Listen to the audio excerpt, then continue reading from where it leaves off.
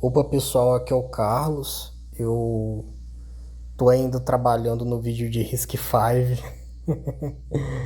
Eu tô pra terminar ele, só que nesse meio tempo, né, com muita coisa de fim de ano acontecendo, eu resolvi parar um pouco, desacelerar e tratar aqui de um assunto que eu sei que, pelo menos no Telegram, no Matrix, né, nos locais aí da internet que eu frequento, né, eu sei que é um tópico que está sendo abordado muitas vezes de um jeito muito precário, por gente que muitas vezes não entende muito do que está falando, e aí fica muita confusão, que é o seguinte, né, como está no título do vídeo, por que IAs beiram o inútil, mas acabam sendo úteis?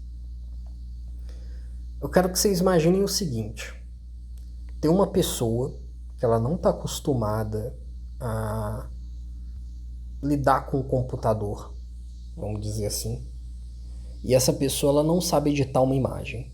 Se você pedir para ela fazer uma logo para uma empresa, ela não consegue. Se você pedir para ela remover uma determinada coisa de uma foto, ela não consegue. E aí, essa pessoa contrata o Gemini, por exemplo, né? Ou ela vai lá e usa o Gemini gratuitamente para fazer isso. Ela vai conseguir a logo que ela precisa, não do jeito que ela quer, talvez, né? E provavelmente não vai ser uma logo muito boa, mas ela vai conseguir uma logo só digitando algumas palavras e dando enter. Ela provavelmente não vai conseguir remover perfeitamente o que estava incomodando na imagem, mas fica bom o bastante para ninguém notar o que tinha de errado. Para essa pessoa que antes era incapaz de fazer algo assim, ter acesso a um modelo desse, ou melhor, né, a um serviço desse que fornece vários modelos para lidar com texto, imagem, é interessante para ela porque ela consegue fazer coisas que antes ela não conseguiria, porque ela não tinha conhecimento de como usar um GIMP, de como usar um Krita, né, de como usar um Photoshop ou qualquer coisa que ela tivesse acesso.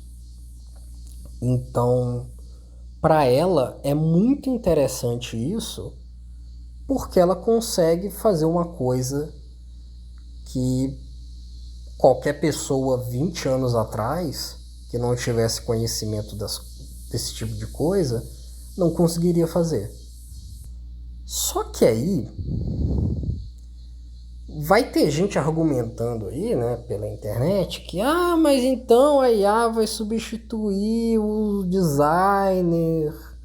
Não, porque por mais que elas consigam entregar muita coisa muito rápido, e sendo sincero, né, com a pessoa dando descrições horríveis, às vezes elas ainda entregam alguma coisa minimamente decente, elas não são previsíveis. Então você tem aí um problema de eu posso pedir uma coisa, mas eu não tenho garantia nenhuma de que o que ela vai cuspir para mim vai fazer o mínimo de sentido. Que nem já aconteceu, por exemplo, de um amigo meu falar, faz a thumb com IA, não sei o que. Eu falei, não, beleza, faz você aí então. Cara, aí ele foi lá, fez na verdade várias, né? E ele escolheu lá as 3 melhores e me mandou. E mesmo a melhor que ele me mandou, eu tinha que remover ali algumas coisas que tinha na parte de baixo que não podia aparecer no vídeo. Algumas coisas que tinha no meio que não podia aparecer no vídeo. Quer dizer, na thumb do vídeo, né? Não poderia. Não seria interessante para mim que aparecesse, né? Então eu tive que remover algumas coisas. Ou seja, eu tive o trabalho de editar a thumb que ele fez para mim. Porque ele fez com IA. Ou seja, ele não fez um negócio exatamente para o meu contexto, do jeito, com todo o bom senso dele. Não, ele fez com uma ferramenta que entrega um negócio pronto e que muitas vezes não é tão bem feito assim. Então, obviamente, né, para quem não conseguia fazer nada no computador, é uma baita coisa. Para quem já consegue fazer algo no computador, não é tão incrível assim, né? É até questionável se vale o seu tempo, dependendo do que for. E aí a gente vai pro outro ponto que é muita gente falando aí no YouTube, que até amigos meus aí que tem canal falando, programador vai acabar, que não sei o quê, que a Quen gera código muito bem, que não sei o quê. Eu falei, cara, obviamente são pessoas, né, que são mais novas que eu, são mais leigas que eu. E essas pessoas obviamente nos grupos do Telegram foram ostracizadas, quer dizer, foram esmagadas assim pelo pessoal mais mais velho de guerra, né? Por quê? Porque geração de código não é exatamente o problema. Um compilador, um interpretador, né, que são as ferramentas que a gente usa para gerar o executável a partir do nosso código ou rodar o nosso código em tempo real, essas ferramentas geram código. Porque as linguagens de programação que a gente escreve, elas são abstrações para ficar mais fácil da gente descrever um processo, uma linguagem mais próxima da humana, vamos dizer assim. Então os compiladores pegam essa linguagem mais próxima da humana que a gente escreveu e geram instruções, né, geram assembly para o computador, né? E aí vai um assembler e pega esses assembly e transcreve ali em opcodes, que são os números que o computador entende. Qual que é o problema da IA nesse processo todo? Ao contrário do compilador, a IA não tem uma estrutura interna que garanta que esse código faça sentido. Por quê? Porque elas não são criadas manualmente. Elas são criadas a partir de um monte de dados, né? Quer dizer, as primeiras inteligências artificiais eram criadas manualmente, as atuais não. Essas atuais de propagação direta não. Então o que acontece? Você tem um monte de informação, um monte de datasets, e eles vão fazendo o treinamento que é basicamente identificar uma estatística, né? Padrões nesses datasets, e o modelo vai sendo construído em cima disso. Qual que é o problema disso? Quando esses modelos ficam muito grandes, mesmo você vendo ali os pesos, né, mesmo você vendo, entre aspas, né, a estatística, é tanta coisa que você não consegue prever o que esse modelo vai cuspir. Por isso eu falei antes que esses modelos não são previsíveis. Porque eles são muito grandes, alguns têm milhões, bilhões de parâmetros, né, bilhões de pesos, desculpa. Então é muita informação. Ou seja, você não pode confiar. Principalmente quando você está trabalhando com um contexto muito grande, né? Mesmo que você peça alguma coisa para o modelo e ele faça corretamente, se você pedir de novo, a mesma coisa, pode ser que ele não faça corretamente, pode ser que ele cuspa ali alguma coisa que não faz sentido. E aí começa os problemas, né? Que é o seguinte, tá, Carlos, vamos assumir que tudo isso que você falou é verdade. Por que tem tanto marketing desse negócio então? Por que tem tanto CEO aí de empresa falando que programador vai acabar, que não sei o quê? Primeiro, se você pegar esse pessoal todo de empresa que está elogiando o IA, você vai ver que os que mais estão repercutindo são os de Big Tech, né? Amazon, Google, Meta, Netflix, por aí vai. Porque para eles a IA é interessante? Porque eles têm muitos dados. Se você pegar o que a Google consegue só com o YouTube de dado, é muita coisa. Se você pegar o que ela consegue com o que a gente pesquisa no Google, é mais coisa ainda. E o Instagram, então, a Meta lá com Instagram, Facebook, WhatsApp, é mais dado ainda. Então eles têm muita informação da gente que a gente não tem acesso. E por eles terem essa quantidade enorme de informação, eles conseguem criar qualquer tipo de modelo. Eles conseguem criar, se eles quiserem criar, por exemplo, um modelo que você aponta a câmera do seu celular para sua namorada e diz exatamente quais marcas de maquiagem têm o exato tom de pele dela, eles conseguiriam. O Instagram conseguiria facilmente, considerando o tanto de empresa de maquiagem que faz marketing lá. Eles provavelmente conseguiriam facilmente criar um modelo assim. Agora, a gente que é pessoa normal, vamos dizer assim, a gente não trabalha numa Big Tech, não está coletando dados dos outros, a gente que é afegão médio, pra gente não tem tanta utilidade assim não, entendeu? Pra gente não tem tanta utilidade assim não. E aí começam os problemas, né?